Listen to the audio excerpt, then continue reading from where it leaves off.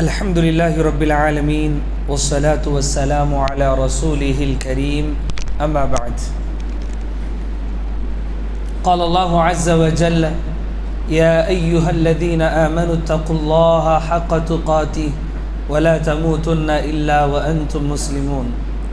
وقال الله عز وجل: يا أيها الناس اتقوا ربكم الذي خلقكم من نفس واحدة وخلق منها زوجها وبث منهما رجالا كثيرا ونساء واتقوا الله الذي تساءلون به والأرحام إن الله كان عليكم رقيبا. يا أيها الذين آمنوا اتقوا الله وقولوا قولا سديدا يصلح لكم أعمالكم ويغفر لكم ذنوبكم ومن يطع الله ورسوله فقد فاز فوزا عظيما. اللہ رب العالمین کے لیے تمام تعریفیں ہیں. درود و سلام ہو نبی علیہ الصلاۃ والسلام پر اور تمام صحابہ اکرام رضوان اللہ علیہ مجمعین پر بھی سلامتی ہو اور ان کے متبعین پر. اللہ رب العالمین نے فرمایا: اے اہل ایمان، اللہ رب العالمین سے ڈریں اور ہر شخص اپنے نفس کا محاسبہ کرے کہ موت آئے تو زندگی اللہ کی اطاعت اور فرما برداری میں گزر رہی ہو. اور تمہارے رب نے یہ بھی کہا: اے لوگوں، اپنے رب سے ڈرو، اس رب سے جس نے تمہیں ایک مرد سے پیدا کیا، پہلے اس کے لیے اس کی بیوی کو بنایا اور پھر ان دونوں سے بہت سے مرد عورتیں بنائیں. اس اللہ سے ڈرو جس کے نام پر مانگتے رشتے قائم کرتے ہو، یقیناً وہ اللہ تمہارے اعمال پر نگہبان ہے. اور تمہارے رب نے یہ بھی کہا: اے لوگوں، اپنے رب سے ڈرو اور جب بات کرے تو سیدھی سیدھی بات کرو. اللہ تمہارے اعمال کی اصلاح کرے گا، تمہارے گناہوں کی مغفرت کرے گا، اور جو اللہ اور اس کے رسول صلی اللہ علیہ وسلم کی اطاعت کرے وہ بڑی کامیابی کو حاصل کرنے والا ہے. عزیز بھائیوں، جس موضوع کا میں مکلف آج بنایا گیا ہوں وہ عنوان ہے قرب قیامت کے فتنے. قیامت کی بہت ساری علامتیں ہیں، بعض چھوٹی علامتیں ہیں، بعض بڑی علامتیں ہیں. چھوٹی علامتوں میں سے آپ دیکھیں گے کہ نبی صلی اللہ علیہ وسلم نے بیان فرمایا، وہ جو حدیث جبرائیل میں ہے: ان تلد الامۃ ربتها، کہ مائیں اپنے آقاؤں کو جنم دے گی. اسی طرح ننگے پیر بھوکے ننگے لوگ بڑی بڑی عمارتوں پر ایک دوسرے پر فخر کرنے لگیں گے. یہ قرب قیامت کے فتنوں میں سے، علامتوں میں سے ہے. لیکن آئیں میں آپ کو ان بڑی علامتوں کے بارے میں معلومات دینے کی کوشش کروں گا جس کا ذکر نبی صلی اللہ علیہ وسلم نے ایک ہی حدیث میں بیان فرمایا ہے. اور ان فتنوں میں سب سے بڑا فتنہ دجال کا فتنہ ہے. اس سے بڑا فتنہ نہ اس سے پہلے کبھی واقع ہوا ہے اور نہ ہی کبھی واقع ہونے والا ہے. یہی سب سے بڑا فتنہ ہے. حضرت نوح علیہ السلام سے لے کر پیارے نبی صلی اللہ علیہ وسلم تک تمام نبیوں نے، تمام رسولوں نے دجال کے فتنے سے اپنی اپنی امت کو آگاہ کیا، لوگوں کو ڈرایا. یہاں تک کہ تشہد کی جو دعائیں ہیں ان دعاؤں میں نبی صلی اللہ علیہ وسلم نے ہمیں یہ بھی سکھلایا کہ دعا کرو تو یہ بھی دعا پڑھو: اللہم انی اعوذ بک من عذاب القبر واعوذ بک من فتنة المسیح الدجال. اے اللہ تعالی، میں مسیح الدجال کے فتنے سے پناہ مانگتا ہوں. مسلمان اس کا مقابلہ نہیں کر سکیں گے، مزاحمت نہیں کر سکیں گے. اسی لیے نبی صلی اللہ علیہ وسلم نے مسیح الدجال کے فتنے پر مسلمانوں کو اس کے مقابلے میں نہ نکلنے کی نصیحت کی، یہاں تک کہ عیسیٰ علیہ السلام کا نزول ہو جائے. مسیح الدجال ایک مرتبہ نبی صلی اللہ علیہ وسلم کے جانب سے ایک منادی اعلان کراتا ہے اور زور زور سے پکارنے لگتا ہے، یہاں تک کہ تمام لوگ مسجد میں جمع ہو جاتے. نبی صلی اللہ علیہ وسلم نے ان کی نماز پڑھائی، عورتیں بھی جمع تھیں. ان عورتوں میں فاطمہ بنت قیس رضی اللہ تعالی عنہا بھی تھی. انہوں نے یہ حدیث روایت کی. نبی صلی اللہ علیہ وسلم نے کہا کہ ابھی میرے پاس ایک شخص نصرانی آدمی آیا ہوا ہے، اس کا نام تمیم الداری ہے، وہ اسلام قبول کرنا چاہتا ہے اور اس نے مجھ سے ایک بات بیان کی اور اس بات کو میں آپ لوگوں کے سامنے بیان کرنے والا ہوں۔ کہا کہ تمیم الداری نے مجھ سے بیان کیا ہے، ایک مرتبہ وہ سمندر کی طغیانی میں پھنس گئے تھے، کشتی سمندر کی موجوں کا سامنا نہیں کر پاتی تھی، یہاں تک کہ 1 ماہ کی مسلسل جد و جہد کے بعد ان کا جہاز کسی جزیرے سے جا ٹکرایا۔ وہاں انہوں نے کشتی سے چھوٹے چھوٹے کشتیوں میں سوار ہو کر، جہاز سے چھوٹی کشتیوں میں سوار ہو کر جزیرے کا رخ کیا تو جزیرے کے کنارے وہاں پر ایک گھنے بالوں والا آدمی ملا۔ اتنے گھنے بال تھے اس کے کہ چہرہ صاف نظر نہیں آتا تھا اس کا، بہت زیادہ بال تھے اس پر۔ اس نے کہا کہ چلو میرے ساتھ۔ خبیث تو کون ہے؟ بولا کہ میں نگران ہوں اس جزیرے کا، میرے ساتھ چلو، میں تم سے کسی سے ملانا چاہتا ہوں، وہ تم سے کچھ پوچھنا چاہتا ہے۔ صحیح مسلم کی یہ روایت ہے، وہ گھنے بالوں والا آدمی تمیم الداری اور ان کے ساتھیوں کو لے کر سیدھے دجال کے پاس گیا، جہاں پر ایک بہت بڑے قد کا آدمی زنجیروں سے جھگڑا ہوا تھا۔ اس نے مختلف سوال کیے شام کے بارے میں اور بہت سارے سوال کیے۔ اس میں ایک سوال یہ بھی تھا کہ آخری نبی کے بارے میں جو عرب میں واقع ہونے والا ہے، کیا تم اس کے بارے میں کچھ جانتے ہو؟ تو تمیم الداری نے کہا ہاں جانتا ہوں، وہ نبی اب مکہ المکرمہ سے نکل کر مدینہ المنورہ آ چکے ہیں۔ تو دجال بہت زور سے چیخا تھا اس موقع پر، بہت زور سے چیخا تھا۔ تو دجال اس موقع پر زمین پر ہے۔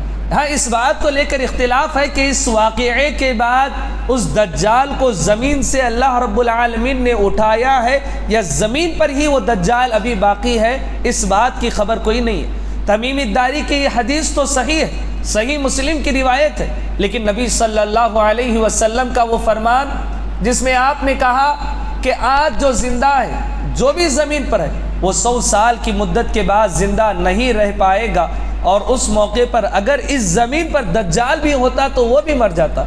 تو اصحاب رائے نے، اصحاب علم نے اس حدیث کو لے کر اختلاف کیا کہ اس موقع پر دجال زمین پر موجود ہے یا نہیں ہے۔ لیکن ہاں یہ بات تو کہوں کہ سیٹلائٹ کے جو دعوے دار ہے کہ ہم نے زمین کی چھان بین کر لی ہے، اللہ رب العالمین نے ان کی نگاہوں سے ایک جزیرے کو مکمل چھپا کر رکھا ہے آج تک کہ اس جزیرے کی نشاندہی وہ کر نہیں پائے۔ یہ اللہ رب العالمین کے کمالات میں سے ہے کہ رب العالمین جو چیز کا علم تمہیں دینا چاہتے ہیں دیتے ہیں، اور جس چیز سے تمہیں چھپانا چاہتے ہیں چھپائیں گے۔ دجال جب ظاہر ہوگا تو اس دنیا میں قریباً 40 دن وہ رہے گا، 40 دن بڑے فتنے اپنے ساتھ لے آئے گا، بڑی جادوئی طاقتیں اپنے ساتھ لے کر آئے گا۔ دجال جب آئے گا تو اس کا پہلا دن 1 سال کے برابر ہوگا، اس کا پہلا دن 1 سال کے برابر ہوگا۔ لیکن نبی صلی اللہ علیہ وسلم نے کہا کہ اس موقع پر یا وہ زمانہ ہم پا لیتے ہیں تو ہمیں اپنے نمازوں کا اندازہ کر کے نمازیں ادا کرتے رہنا ہے۔ ایسا نہیں کہ سال بھر کا دن ہے تو 5 نمازیں ہی رہے گی سال میں، ہمیں اپنے وقت کے اندازے کے حساب سے نمازیں ادا کرنا ہے۔ دجال کا دوسرا دن قریباً 1 مہینے کا رہے گا، پہلا دن 1 سال کا رہے گا، دوسرا دن 1 مہینے کا رہے گا۔ اس موقع پر بھی ہمارے لیے یہی حکم ہے کہ ہم اپنی نمازوں کا اندازہ کریں گے اور نمازیں ادا کرتے رہیں گے۔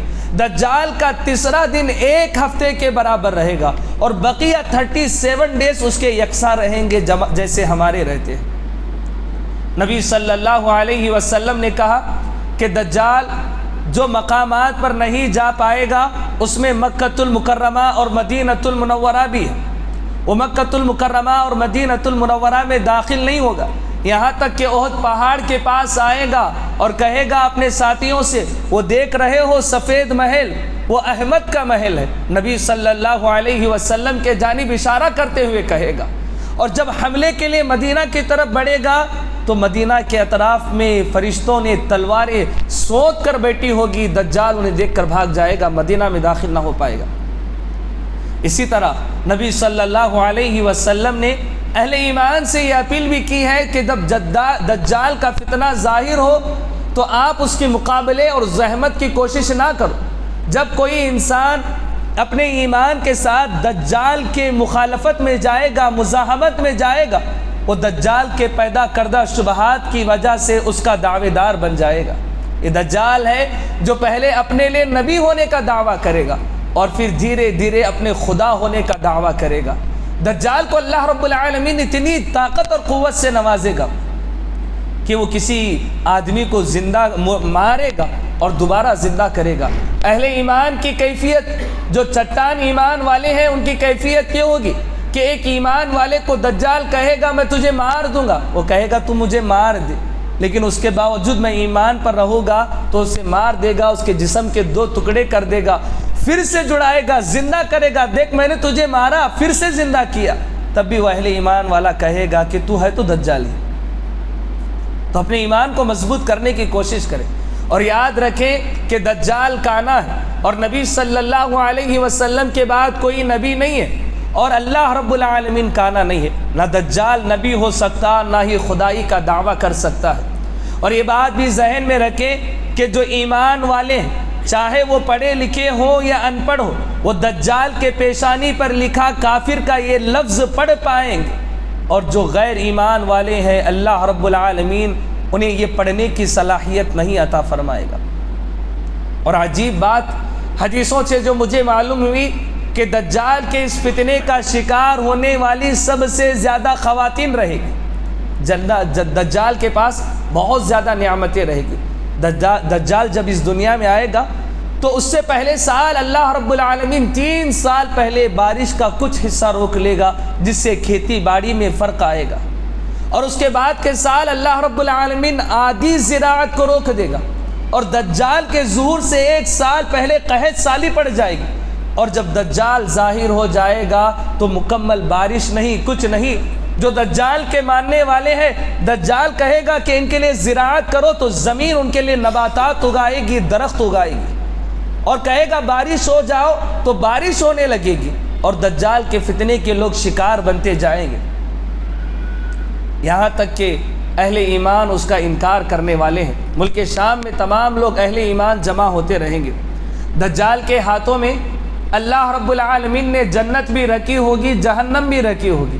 نبی صلی اللہ علیہ وسلم نے کہا کہ دیکھو وہ کہے گا یہ جنت ہے، جہنم ہے، اگر آپ اس کی بنائی جنت میں جائیں گے تو در حقیقت اللہ کی بنائی جہنم میں جانے والے ہیں، اور اگر آپ اس کی جہنم میں جاتے ہیں تو دراصل اللہ کی بنائی جنت میں آپ داخل ہونے والے ہیں۔ یہ دجال کا فتنہ ہے۔ دجال، اس کو مسیح الدجال کہا جاتا ہے۔ کیوں مسیح الدجال؟ مسیح کا مطلب ہے سیر کرنے والا، پھرنے والا۔ عیسیٰ علیہ السلام کے لیے بھی مسیح کا لفظ ہے، کیونکہ وہ ہاتھ پھیرتے تھے جسم پر تو بیماریاں ختم ہو جایا کرتی تھی۔ اللہ کے جانب سے عیسیٰ کو یہ معجزہ تھا، اسی لیے عیسیٰ مسیح کہتے ہیں۔ مسیح کہتے ہیں پھرنے یا پھیرنے والے کو، ہاتھ پھیرتے تھے وہ۔ مسیح الدجال ہے، یہ پوری زمین پر پھرتا رہے گا، اسی لیے اسے مسیح کہا جاتا ہے۔ یہ نہ سمجھے کہ عیسیٰ علیہ السلام کی طرح یہ بھی ہماری بیماریوں کو شفا میں بدلے گا، نہیں، یہ ہمارے ایمان کو کمزور کرنے والا ہے، دراصل ہماری ایمان کو بیمار اور بگاڑنے والا ہے۔ جب دجال تمام مقامات سے اکتا کر باہر ملک شام میں آئے گا تو اس موقع پر حضرت عیسیٰ علیہ السلام اس کا قتل کریں گے۔ آگے میں کچھ نشانیاں بتا رہا ہوں کہ دجال کب آئے گا، دجال کے آنے کی علامتیں کیا ہیں۔ سب سے پہلی علامت دجال کے آنے کی یہ کہ رومیوں کی تعداد سب سے زیادہ ہوگی۔ اور رومی کون ہے؟ جب نبی صلی اللہ علیہ وسلم نے یہ حدیث بیان کی تو اس موقع پر روم میں نصارہ لوگ رہتے تھے، نصرانی یا عیسائی جنہیں کہا جاتا ہے۔ نبی صلی اللہ علیہ وسلم نے اپنی حدیث میں انہیں رومی کہا ہے کہ ان کی تعداد دنیا میں سب سے زیادہ ہوگی۔ اور آپ کو معلوم ہونا چاہیے کہ اس موقع پر سب سے زیادہ مذہب اگر کسی کا پھیلا ہوا ہے تو وہ نصارہ کا مذہب ہے، ان کی تعداد سے زیادہ تعداد کسی اور مذہب اور مسلک کی نہیں پائی جاتی، سب سے زیادہ تعداد ہے۔ دوسری دجال کے آنے کی علامت یہ ہے کہ رومی یعنی نصرانی، عیسائی اور مسلمان مل کر پوری دنیا پر قبضہ کریں گے، پوری دنیا سے لڑائی کریں گے، یہاں تک کہ ساری دنیا کو اپنی طاقت کے زیر لے آئیں گے۔ اور جب فتح کا جشن ہوگا، فتح کا دن ہوگا، تو اس موقع پر ایک نصرانی اٹھ کھڑا ہوگا، عیسائی اٹھ کھڑا ہوگا، ہاتھ میں اس کے جام ہوگا، اور وہ کہے گا کہ آج جو یہ فتح ملی ہے ہماری وجہ سے ملی ہے۔ ایک مسلمان اس کی مزاحمت میں کہے گا کہ تیری وجہ سے یہ فتح نہیں ہے، اللہ نے یہ فتح دی ہے، دونوں کی بحث بڑھے گی، یہاں تک کہ مسلمان اور پھر عیسائیوں کے درمیان ایک بڑی جنگ ہونے والی ہے۔ یہ دجال کے آنے سے پہلے کے فتنے ہیں۔ دجال سے پہلے ایک اور فتنہ ظاہر ہوگا، وہ ہے سونے کے پہاڑ کا۔ ایک سونے کا پہاڑ نکلے گا جس کے حصول کے لیے ہر انسان کوشش کرتا رہے گا کہ یہ پہاڑ میرے قبضے میں سے آئے، یہ قبضے میں آئے، اور اس پہاڑ کو حاصل کرنے کے لیے لوگ جنگ کریں گے، لڑائی کریں گے، یہاں تک کہ ہر 100 میں سے 99 مارے جائیں گے اور ایک آدمی زندہ باقی رہے گا۔ یہ دجال سے پہلے ظاہر ہونے والا ایک اور فتنہ ہے۔ ہر انسان جو اس جنگ میں مشارکت کر رہا تھا اسے ایسے لگے گا کہ یہ سونے کے پہاڑ پر قابض ہونا میرے لیے آسان ہے، لیکن وہ تمام کے تمام مارے جائیں گے، ہر 100 میں سے 99 مارے جائیں گے، ایک آدمی زندہ رہے گا۔ دجال سے پہلے ایک اور جو دجال کے آنے کی علامت ہے، مسلمان قسطنطنیہ کو دوبارہ فتح کر لیں گے۔ ایک بار فتح ہو چکا تھا، ایک اور بار قسطنطنیہ فتح کیا جائے گا، اور جب مسلمان قسطنطنیہ کو فتح کر کے زیتون کے درخت پر اپنی تلواریں لٹکائیں گے، اور ابھی مال غنیمت کی تقسیم بھی مکمل نہیں ہو پائے گی کہ ایک شیطان چیخے گا، اس کی چیخ و پکار یہ بتائے گی کہ دجال کے فتنے کا ظہور ہو چکا ہے۔ یہ جو تلواریں ابھی لٹکائی گئی تھی، ان تلواروں کو مسلمان لے کر دجال کے فتنے سے لڑائی کے لیے نکل جائیں گے، پھر دوبارہ اکٹھے ہو جائیں گے مسلمان اور دجال کے فتنے کے مقابلے کی تدبیریں کریں گے۔ تو یہ قسطنطنیہ کی دوبارہ فتح دجال کے فتنے کے ظہور کو بتاتی ہے کہ دجال کا فتنہ قسطنطنیہ کی دوبارہ فتح کے بعد ہونے والا ہے۔ اور دجال کے فتنے سے پہلے کی ایک اور علامت یہ ہے کہ معاشی اور معدنیات کی وہ تمام چیزیں جو جدید آلات کا طرز ہمارے پاس پیش کرتی ہیں، چاہے وہ لڑائی اور جنگوں کے لیے ہو یا ہوائی جہاز اور بندوق کی ہو، یہ تمام چیزیں ختم ہونے والی ہیں۔ یہ سیٹلائٹ کا دور ختم ہونے والا ہے، تلواروں کا دور آئے گا، گھوڑوں کا دور آئے گا، اور اس کے بعد دجال کا فتنہ ظاہر ہونے والا ہے۔ اس سے پہلے دجال کا فتنہ ظاہر نہیں ہوگا، کیونکہ نبی صلی اللہ علیہ وسلم نے اپنی احادیث میں جو بیان کیا کہ قسطنطنیہ کی فتح کے بعد مسلمان اپنی تلوار زیتون کے درخت پر لٹکائے ہوں گے، تلوار زیتون کے درخت پر لٹکائے ہوں گے، اور حضرت عیسیٰ علیہ السلام بھی دجال کو قتل کریں گے تو ایک پرچی، یعنی پرانے زمانے کا ایک آلہ ہے، جنگی ہتھیار ہے، اس کے ذریعے عیسیٰ علیہ السلام دجال کو ہلاک کریں گے۔ احادیث کا ظاہر ہمیں یہ بتاتا ہے کہ دجال سے پہلے یہ ٹیکنالوجی ختم ہونے والی ہے۔ یہ ٹیکنالوجی کا ختم ہونا بھی دجال کے فتنے کے ظہور کی علامتوں میں سے ایک ہے۔ نبی صلی اللہ علیہ وسلم نے دجال کو 2 مرتبہ دیکھا تھا، ایسا نہیں کہ نبی صلی اللہ علیہ وسلم نے نہیں دیکھا، 2 مرتبہ دیکھا۔ ایک مرتبہ خواب میں نبی صلی اللہ علیہ وسلم نے دجال کو دیکھا، اور دوسری مرتبہ جب آپ معراج پر گئے تھے تو وہاں پر آپ نے دجال کو دیکھا تھا۔ 2 مرتبہ نبی صلی اللہ علیہ وسلم نے دجال کو دیکھا تھا۔ جب دجال کے فتنے کا ظہور ہو جائے تو اس موقع پر مسلمان کیا کرے؟ سب سے پہلا یہ کہ دجال کی مزاحمت کے لیے عام طور پر نہ نکلے، خصوصی اہتمام کے ساتھ، جیسے عیسیٰ علیہ السلام کے لشکر میں شامل ہو کر اگر نکلنا ہو تو نکلے، ایسے ہی نہ نکلے، ورنہ دجال کے شبہات اور دجال کے شکوک میں مسلمان اپنا ایمان گنوا بیٹھے گا۔ دجال کے فتنے سے بچنے کے لیے ایک اور طریقہ یہ ہے کہ آپ سورہ کہف کی 10 آیتیں یاد کر لیں۔ پہلی ایک حدیث ہے جس میں نبی صلی اللہ علیہ وسلم نے دجال کے فتنے سے بچنے کے لیے سورہ کہف کی 10 آیتوں کا تذکرہ فرمایا۔ وہ 10 آیتیں کہاں سے یاد کرنی ہے یا پڑھنی ہے بار بار یہ نہیں بتلایا، لیکن دوسری ایک حدیث ہمیں بتاتی ہے کہ سورہ کہف کی ابتدائی 10 آیتیں ہمیں دجال کے فتنے سے محفوظ رکھ سکتی ہیں۔ دجال کے فتنے سے بچنے کا ایک اور طریقہ یہ ہے کہ مدینہ المنورہ کو لازم پکڑ لیں۔ اگر ممکن ہے کسی کے پاس مدینہ میں آباد ہونا تو وہ مدینہ میں آباد ہو جائے۔ دجال مدینہ کے قریب آئے گا اور 3 مرتبہ اس موقع پر مدینہ کی زمین میں زلزلے آئیں گے، یہاں تک کہ جتنے منافقین ہیں، کافرین ہیں، مدینہ کے باہر نکل جائیں گے، اور اس موقع پر جو مدینہ میں رہیں گے وہ بس اہل ایمان رہیں گے۔ تو دجال مدینہ المنورہ میں داخل نہیں ہوگا، اور اگر وہ مدینہ میں داخل نہ ہو، ہم مدینہ میں ہو، تو دجال کے فتنے سے ویسے ہی محفوظ رہیں گے۔ اس کے بعد وہ جو دعا نبی صلی اللہ علیہ وسلم نے ہمیں سکھلائی، اللہم انی اعوذ بک من عذاب القبر واعوذ بک من فتنة المسیح الدجال واعوذ بک من فتنة المحیا والممات اللہم انی اعوذ بک من المأثم والمغرم۔ اس دعا کا قدر اہتمام کرے کہ دجال کے فتنے سے ہم محفوظ رہ سکیں۔ ایک اہم بات کا تذکرہ میں کرنا چاہتا ہوں، جب آپ کسی اصحاب الرائے کے پاس بیٹھیں گے جو کتاب و سنت کی باتوں پر اپنی عقل کو ترجیح دیتا ہے، کتاب و سنت کی باتوں کو اپنے عقل کے توازن میں رکھنے کی کوشش کرتا ہے، اس کے پاس آپ بیٹھیں گے تو دجال کے فتنے کو لے کر آپ فتنے میں پڑ جائیں گے۔ وہ کہے گا دجال کا فتنہ سب سے بڑا فتنہ ہے، اتنا اہم فتنہ ہے، تو اللہ نے قرآن مجید میں اس کا تذکرہ کیوں نہیں کیا؟ واضح بات ہے، آسان جواب میں آپ کو بتاؤں گا۔ ہزاروں دلیلیں دینے کی ضرورت نہیں، بس ایک دلیل کافی ہے کہ اللہ رب العالمین چاہتا تھا کہ قرآن مجید کے علاوہ احادیث کو بھی لوگ اتنی ہی اہمیت دے جتنا کہ کتاب کے احکامات کو اہمیت دیتے ہیں، سنت کے احکامات کو اتنی ہی اہمیت دے۔ اسی لیے اللہ نے خصوصی طور پر محض اسے احادیث میں باقی رکھا ہے اور قرآن مجید میں اسے کوئی جگہ نہ ملی۔ ورنہ قرآن مجید کی وہ آیتیں هل ينظرون الا ان تأتيهم اللہ، جو آیتیں ہیں کہ اللہ رب العالمین کی نشانیاں آئے گی، لا ينفع نفسا ایمانها، کہ کسی آدمی کو اس کا ایمان فائدہ نہیں دینے والا ہے۔ مفسرین نے کہا اس میں دجال کے فتنے کا ذکر ہو رہا ہے، واضح طور پر قرآن مجید میں ذکر نہیں ہے۔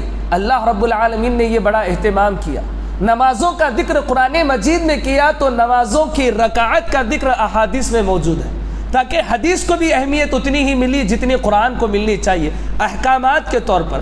اگر اللہ نے قرآن مجید میں زکوٰۃ کا حکم دیا تو زکوٰۃ کی ادائیگی کیسے ہو، یہ احادیث میں اللہ کے نبی صلی اللہ علیہ وسلم نے بتلایا۔ قرآن مجید میں حج کا تذکرہ ہے، لیکن قرآن مجید احادیث میں حج کے فرائض، سنن اور واجبات کو بتلایا گیا۔ حدیث کو اتنی ہی اہمیت ملے جتنی قرآن کے احکامات کو ملتی ہے، اسی لیے اللہ رب العالمین نے دجال کے فتنے کا ذکر محض احادیث میں باقی رکھا تاکہ فتنہ انکار حدیث ہو ہی نہ پائے۔ اور اس فتنے کا شکار آج کئی لوگ ملیں گے جو احادیث کا انکار کرتے ہیں۔ اس کے بعد آئیں دجال کے فتنے کے بعد ایک اور قرب قیامت کی علامتوں میں سے ایک علامت جس میں لوگ فتنے میں پڑنے والے ہیں، وہ امام مہدی علیہ السلام کا نمو ہونا ہے، ظاہر ہونا ہے۔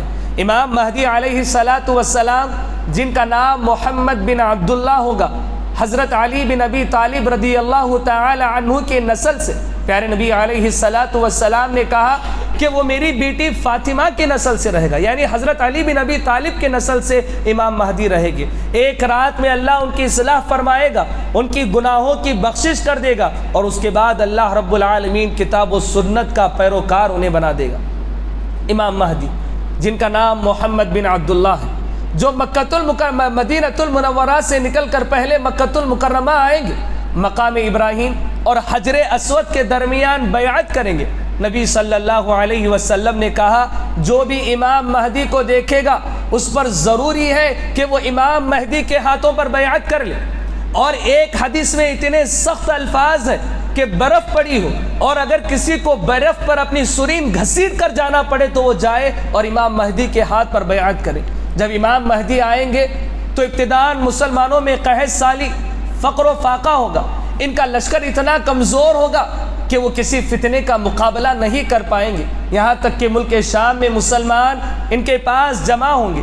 نماز فجر کا وقت ہوگا، حضرت عیسیٰ علیہ السلام کا نزول ہوگا، اور جب عیسیٰ علیہ السلام نازل ہوں گے، امام مہدی انہیں دیکھ رہے ہیں، اور حضرت عیسیٰ علیہ السلام دو فرشتوں کے بازوؤں پر اپنے ہاتھ کو ٹیک لگا کر اتریں گے نماز فجر کے موقع پر، اور ان کے بال بھیگے ہوئے ہوں گے جیسے ابھی غسل کر کے آ رہے ہیں۔ جب سر نیچے کریں گے تو بھیگے بال کے بند قطروں کے ہیرے کے مانند چمکنے لگیں گے۔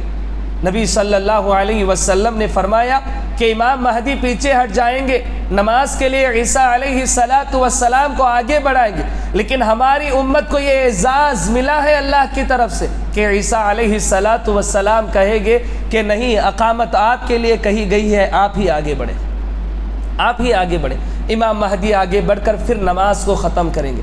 یہ امت کے لیے اعزاز ہے کہ اس امت کی اقتداء میں ماضی قدیم کے ایک نبی حضرت عیسیٰ علیہ السلام نماز ادا کرنے والے ہیں۔ جی، یہ امام مہدی کے لشکر کا جو جھنڈا ہوگا وہ سیاہ جھنڈا رہے گا، اور ملک شام کے لوگ امام مہدی کا بڑا ساتھ دینے والے ہیں۔ اور نبی صلی اللہ علیہ وسلم نے ایک مقام پر مشرق کے جانب اشارہ کر کے فرمایا کہ امام مہدی کا ساتھ دینے والے وہ لوگ ہیں۔ اس کے بعد قرب قیامت کی علامتوں میں سے ایک اور علامت یہ کہ حضرت عیسیٰ علیہ السلام کا نازل ہونا ہے۔ حضرت عیسیٰ علیہ السلام کا ابھی انتقال نہیں ہوا، اللہ رب العالمین نے انہیں زندہ آسمان پر اٹھا لیا۔ اور جو عیسائیوں کا، یہودیوں کا گمان ہے کہ حضرت عیسیٰ سولی پر چڑھائے گئے، انہیں قتل کیا گیا، اللہ نے واضح انداز میں قرآن میں فرمایا وَمَا صَلَبُوهُ وَمَا قَتَلُوهُ وَمَا صَلَبُوهُ وَلَكِنْ شُبِّهَ لَهُمْ۔ نہ عیسیٰ سولی پر چڑھائے گئے، نہ عیسیٰ قتل کر دیے گئے، بلکہ ان کے ہم شکل کو ان لوگوں نے، ان یہودیوں نے قتل کیا تھا۔ عیسیٰ علیہ السلام زندہ ہے اور آسمان پر ہے۔ اور قرب قیامت کی علامتوں میں سے یہ بھی ہے کہ حضرت عیسیٰ علیہ السلام نازل ہونے والے ہیں۔ جب وہ آئیں گے، نماز فجر ہوگی، نماز فجر امام مہدی کی اقتداء میں وہ ادا کریں گے، اور نماز فجر کے بعد وہ کہیں گے کہ ملک شام کا یا جو بیت المقدس کا یہ دروازہ ہے کھول دو، اور اس دروازے کے پیچھے دجال اپنے لشکر کے ساتھ کھڑا رہے گا۔ جیسے ہی عیسیٰ علیہ السلام کو دیکھے گا وہ پگھلنا شروع ہو جائے گا، ٹھیک اسی طرح پگھلنا شروع ہو جائے گا جیسے پانی میں نمک پگھل جاتا ہے، بالکل ختم ہو جاتا ہے۔ پیارے نبی صلی اللہ علیہ وسلم نے کہا اگر عیسیٰ انہیں قتل بھی نہ کرے تو عیسیٰ علیہ السلام کو دیکھ کر دجال ویسے ہی ختم ہو جائے گا جیسے پانی میں نمک گھل جاتا ہے، لیکن اس کے باوجود عیسیٰ علیہ السلام اسے قتل کریں گے، صلیب کو توڑ دیں گے اور خنزیر کو حرام قرار دیں گے، خنزیر کو حرام قرار دیں گے۔ اور یہ موقع ہوگا جب پوری دنیا میں امن و امان ہو جائے گا۔ اسے حکومت مہدی کہے یا عیسیٰ علیہ السلام کے معجزات کہے، پوری دنیا میں امن و امان اور برکتیں نازل ہونے والی ہے، یہاں تک کہ ایک انار میں 10 لوگ اپنا پیٹ بھر کر کھا لیں گے، 10 لوگ۔ اور نبی صلی اللہ علیہ وسلم نے یہ بھی کہا انار کا جو چھلکا ہوتا ہے اس کے چھلکے میں اتنا سایہ ہوگا کہ تم اس میں آرام کرنے لگ جاؤ گے۔ عیسیٰ علیہ السلام اپنے نزول کے بعد 40 سال تک اس دنیا میں رہیں گے، زندہ رہیں گے۔ 40 سال کے بعد ان کا انتقال ہوگا۔ مسلمان ان کی نماز جنازہ بھی پڑھیں گے، تدفین بھی کی جائے گی۔ تدفین کو لے کر روایتیں مختلف ہی ہیں، لیکن ان روایتوں کا ماحصل ہمیں یہ بتاتا ہے کہ نبی صلی اللہ علیہ وسلم کے پہلو میں انہیں دفن کیا جائے گا۔ نبی صلی اللہ علیہ وسلم کی ایک حدیث جس پر علامہ البانی نے ضعف قرار دیا ہے، صحیح نہیں ہے، لیکن وہ حدیث ہمیں یہ بتلاتی ہے کہ امام نبی علیہ السلام اور عیسیٰ علیہ السلام ابو بکر اور عمر کے ساتھ قیامت کے دن اٹھائے جائیں گے۔ یہ نبی صلی اللہ علیہ وسلم نے بتلایا۔ تو یہ ہے عیسیٰ علیہ السلام۔ عیسیٰ علیہ السلام کی زندگی میں ایک اور فتنہ نمو ہونے والا ہے، ظاہر ہونے والا ہے، اور پوری دنیا میں اس فتنے سے نمٹنے کی کسی کے پاس طاقت ہی نہیں۔ نہ عیسیٰ علیہ السلام اس فتنے سے نمٹ پائیں، نہ ہی مہدی کا اس فتنے سے نمٹنا آسان ہوگا۔ اور امام مہدی بعض روایت میں 7 سال ان کی حکومت بتائی جاتی ہے، بعض روایت میں 9 سال حکومت بتائی جاتی ہے۔ اس کے بعد عیسیٰ علیہ السلام رہیں گے، لیکن اس فتنے سے نمٹنے کی طاقت کسی میں نہ ہوگی، اور وہ فتنہ ہے یاجوج اور ماجوج کا فتنہ۔ یاجوج اور ماجوج یہ 2 قبیلے ہیں، 2 لوگ نہیں ہیں۔ یاجوج اور ماجوج 2 لوگ نہیں ہیں، 2 قبیلوں کا نام ہے، اور ان قبیلوں میں لاکھوں کے افراد پائے جاتے ہیں۔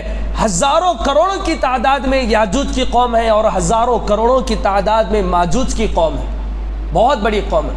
جب ذوالقرنین بادشاہ مشرق سے مغرب تک اپنے جھنڈے گاڑتے ہوئے ایک ایسے قبیلے کے پاس پہنچے کہ قبیلے کے لوگوں نے کہا یہ یاجوج اور ماجوج کے قبیلے ہمیں ستاتے ہیں، پریشان کرتے ہیں، لوٹ مار مچاتے ہیں، آپ ہمیں ان سے بچائیں۔ اللہ نے سورہ کہف میں تذکرہ فرمایا کہ ذوالقرنین بادشاہ نے اس گاؤں اور یاجوج اور ماجوج کے قبیلوں کے درمیان ایک لوہے کی دیوار بنا دی، لوہا پگھلا کر دو پہاڑوں کے درمیان ڈال دیا، اور آج تک ان کے قبیلے اسی پہاڑوں میں گشت کر رہے ہیں، اندر قائد ہے۔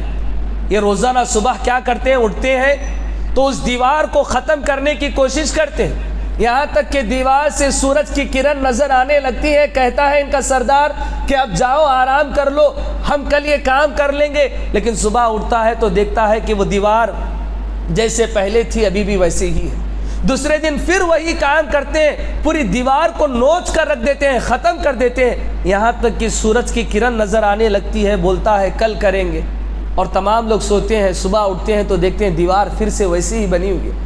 لیکن ایک دن آئے گا جب ان کا سردار کہے گا کہ اگر اللہ نے چاہا تو یہ دیوار کو ہم کل ختم کر لیں گے، اور صبح اٹھیں گے تو دیکھیں گے جس حالت میں وہ دیوار کو چھوڑ کر گئے تھے دیوار اسی حالت میں ہے، تو ختم کر دی جائے گی دیوار۔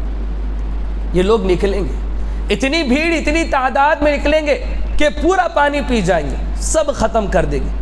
نبی حضرت عیسیٰ علیہ السلام مسلمانوں کو لے کر کوہ طور پر جائیں گے، کیونکہ ان سے لڑائی اور مزاحمت کی طاقت کسی کے پاس نہ ہو، کوئی ان سے لڑ نہیں پائے گا، بہت زیادہ تعداد میں ہے۔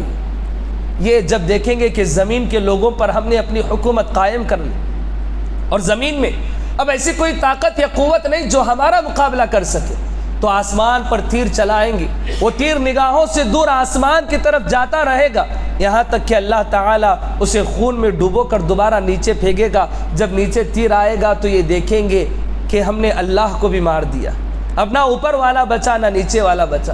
حضرت عیسیٰ علیہ السلام دعا کریں گے، اے اللہ تعالیٰ اس فتنے سے ہمیں بچا لے، تو اللہ رب العالمین ان کی گردنوں میں ایک پھوڑا دے گا، بیماری دے گا، جس کی وجہ سے یہ تمام کے تمام مر جائیں گے۔ اس موقع پر زمین میں ایک اتنی جگہ بھی خالی نہیں رہیں گی، لیکن یاجوج اور ماجوج کے قوم کی لاشیں پڑی ہوئی رہیں گی، جن کی صفائی انسانوں کے بس کی بات نہیں ہوگی کہ انہیں صاف کر دیا جائے۔ کروڑوں کی تعداد میں یاجوج اور ماجوج پڑے ہیں، یہاں تک کہ اللہ رب العالمین بڑے بڑے پرندے بھیجے گا جو اونٹوں کے شکل کے مانند بڑے بڑے ہوں گے، یعنی جتنا بڑا جسم اونٹوں کا ہوتا ہے اتنے بڑے بڑے پرندے آئیں گے، وہ یاجوج اور ماجوج کے قوم کے لوگوں کو لے کر دور لے جا کر پھینک دیں گے، جہاں اللہ رب العالمین چاہے وہاں پر پھینک دیں گے۔ اس طرح دنیا صاف ہوگی، اور اس کے بعد دنیا میں امن و سلامتی ہوگی، صرف اللہ اللہ کہا جائے گا، اور سوائے اسلامی مملکت کے کوئی اور مملکت دنیا میں نہیں رہے گی۔ یہ حضرت عیسیٰ علیہ السلام یاجوج اور ماجوج کو ختم کرنے کی بات ہے۔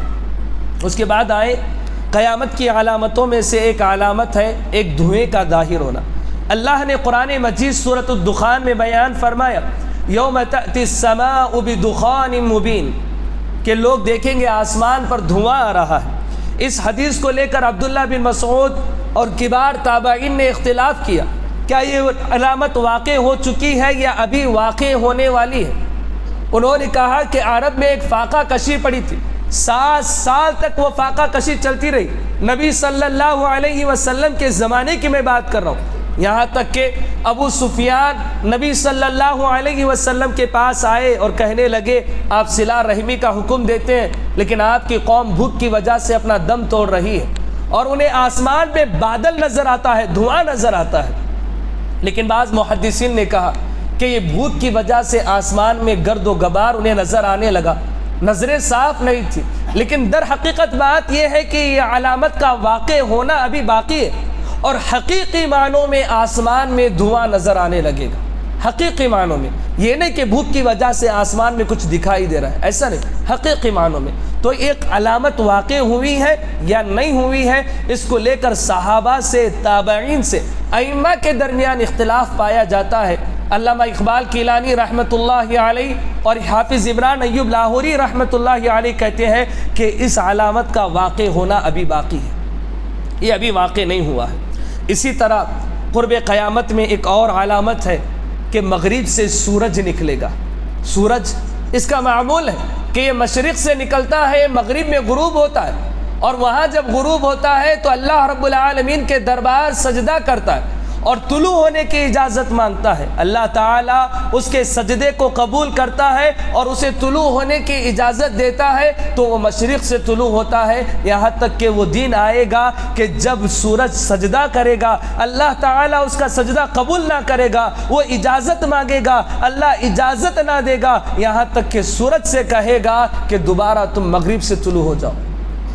بعض محدثین نے کہا وَالشَّمْسُ تَجْرِي لِمُسْتَقَرٍّ لَهَا، یہ اسی کے جانب اشارہ ہے کہ سورج مغرب سے طلوع ہونے والا ہے، اور جب سورج مغرب سے طلوع ہوگا، اگر کوئی اس علامت کو دیکھے اور اس کے بعد مومن بنے، اس کے بعد اپنے ایمان کو تقویت پہنچانے کی کوشش کرے، تو اللہ رب العالمین اس کے ایمان کو قبول کرنے والے نہیں ہیں۔ سورج مغرب سے طلوع ہوا تو توبہ کے دروازے بند ہو جائیں گے۔ ایک حدیث میں نبی صلی اللہ علیہ وسلم نے کہا اللہ صبح اپنا ہاتھ پھیلاتا ہے شام تک اور کہتا ہے کوئی ہے مانگنے والا جو اس کی مانگ میں پوری کروں، یہاں تک کہ توبہ اس کی قبول کی جاتی ہے۔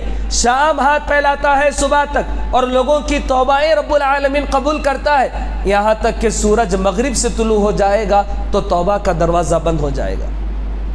عام انسانوں کے لیے، ہمارے لیے، ہماری موت جب غرغرہ آنے لگے، ہمارے لیے توبہ کا دروازہ بند ہو جائے گا۔ غرغرہ آنے لگے اس کے بعد توبہ کوئی فائدہ نہیں دینے والی ہے، غرغرہ آنے سے پہلے توبہ فائدہ دینے والی ہے۔ اسی طرح اگر کوئی زندہ ہے، سورج مغرب سے طلوع ہوا ہے، تو اس کے بعد توبہ کچھ کام آنے والی نہیں ہے۔ سورج مغرب سے طلوع ہوگا، کچھ سروں پر چڑھے گا کہ اللہ رب العالمین مکۃ المکرمہ کی ایک پتریلی زمین سے ایک جانور کو نکالے گا، دابۃ الارض جسے کہا جاتا ہے، دابۃ الارض۔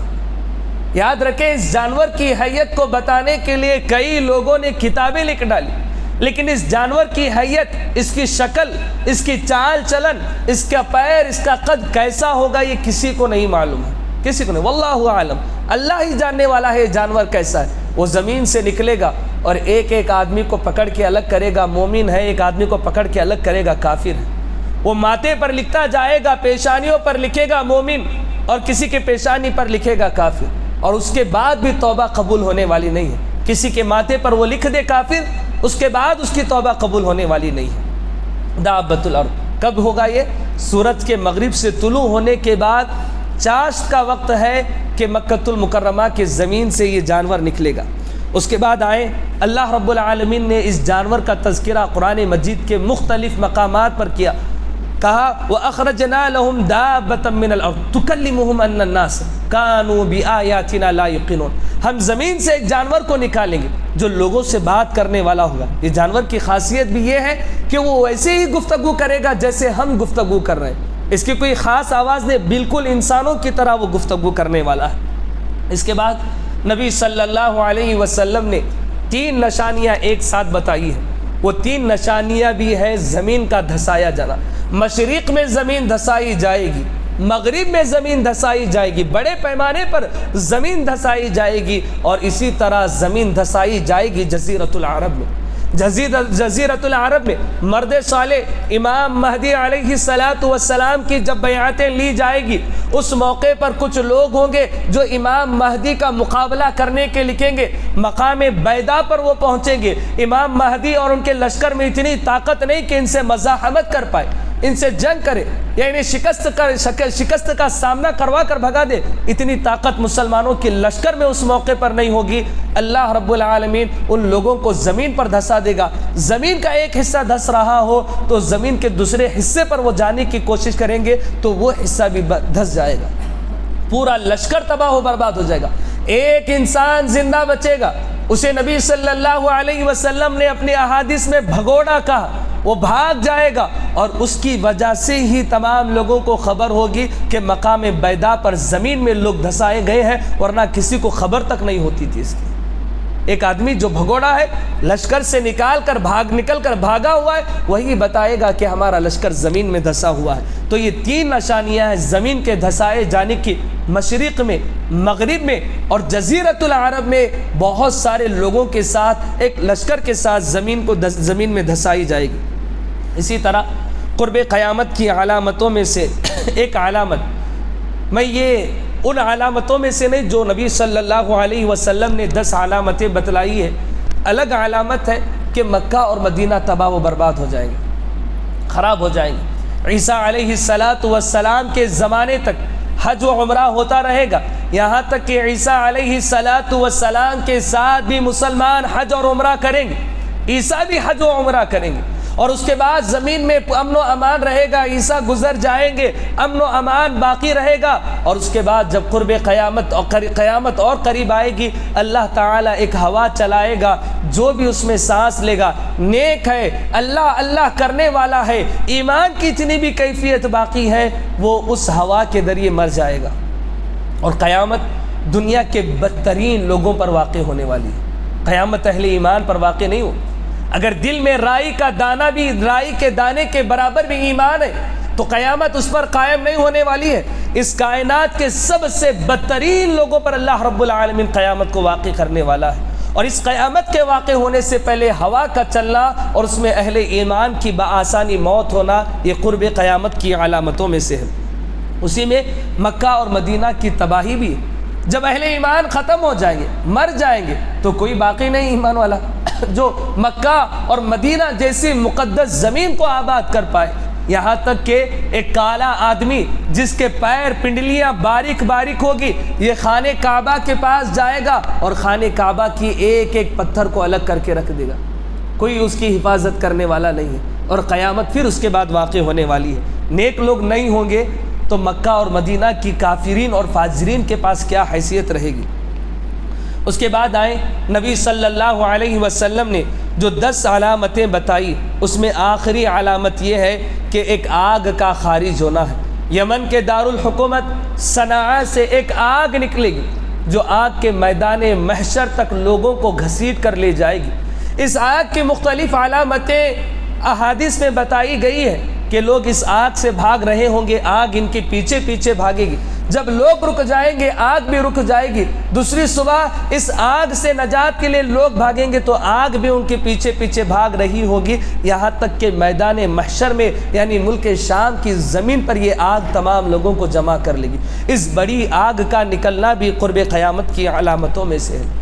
یہ کچھ قرب قیامت کی علامتیں تھیں جس کو میں نے آپ کے سامنے رکھا، اور بہت ساری چھوٹی چھوٹی علامتیں ہیں جن علامتوں کو آپ سلسلہ وار دروس کے ذریعے سمجھ سکتے ہیں کہ وہ چھوٹی چھوٹی علامتیں جو نبی صلی اللہ علیہ وسلم نے بتلائی ہے، آیا کہ وہ واقع ہوئی ہے یا نہیں ہوئی ہے۔ خود نبی صلی اللہ علیہ وسلم کا مبعوث ہونا بھی قرب قیامت کی علامتوں میں سے ہے، نبی صلی اللہ علیہ وسلم کا آنا بھی قرب قیامت کی علامتوں میں سے ہے۔ ہمارا یہ بھاگ دوڑ پیسوں کے لیے، دینداری کو چھوڑ کر یہ دین کے دنیا کے لیے پیچھے بھاگنا بھی قرب قیامت کی علامتوں میں سے ہے کہ نبی صلی اللہ علیہ وسلم کی وہ حدیث جو جبرائیل علیہ السلام کے ساتھ واقع ہوئی، قرب قیامت کی علامتیں پوچھی تو کہا تھا ننگے پیر پھٹے کپڑے پہننے والے لوگ بڑی بڑی عمارتیں بنائیں گے، یتطاولون فی البنیان، اور فخر کرنے لگیں گے اپنی اونچی اونچی عمارتوں پر، اور یہ عرب کے لوگوں کے لیے کہا گیا ہے، اور عرب میں فی الحال یہی حال ہے کہ اونچی اونچی عمارتیں بنائی جا رہی ہے اور اونچی عمارتوں پر فخر بھی کیا جا رہا ہے۔ اور ان تلد الامۃ ربتہا، کہ ماؤں کا نافرمان ہونا بھی قرب قیامت کی علامتوں میں سے ہے، ماؤں کا نافرمان ہونا۔ اس حدیث کی محدثین نے، شارحین نے کئی وجوہات بتائی ہے، کئی شرحیں اس کی ہے، کہا کہ جنگ بہت زیادہ ہوگی، یہاں تک کہ ایک ماں نے بچے کو جنم دیا، جنگ میں بچھڑ گیا وہ بچہ، اور جب کبھی اور جنگ ہوگی تو وہ ماں جو اس کو پیدا کر رہی تھی یہ اس کو بازار سے خرید کر لائے گا۔ لیکن دوسری شرح جو یہ بتاتی ہے کہ ماؤں کی نافرمانی اور بچوں کا اپنی ماؤں کو ادب اور اخلاق سکھانا، یہ کہنا کہ تمہیں کچھ نہیں معلوم ہے، ان تلد الامۃ ربتہا، کہ بچے اپنے ماں کے باپ بننے کی کوشش کرتے ہیں، یہ بھی قرب قیامت کی علامتوں میں سے ہے۔ یہ کچھ علامتیں تھیں جو میں نے آپ کے سامنے رکھی۔ اللہ رب العالمین سے دعا ہے کہ رب العالمین ہمیں ان تمام فتنوں میں ایمان کی حفاظت کرنے کی توفیق عطا فرمائے، ان فتنوں سے ہمیں بچائے رکھے۔ اللہ تعالیٰ مسیح الدجال کے فتنے سے بچائے، قبر کے فتنے سے بچائے، زندہ اور مردوں کے فتنے سے بچائے، یاجوج اور ماجوج کے فتنوں سے بچائے۔ اللہ تعالی ہمیں توبہ کی توفیق عطا فرمائے۔ اقول قولی ھذا استغفر اللہ لی ولکم ولسائر المسلمین آمین۔ السلام علیکم ورحمۃ اللہ وبرکاتہ۔